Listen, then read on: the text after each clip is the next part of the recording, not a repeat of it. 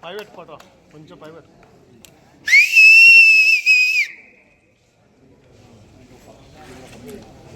కింది పెట్టు అన్న సర్టిఫికేట్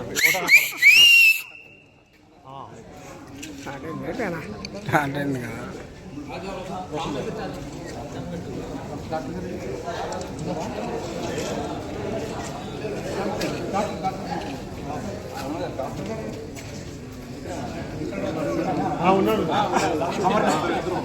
నారాయణ బాబు ఓకే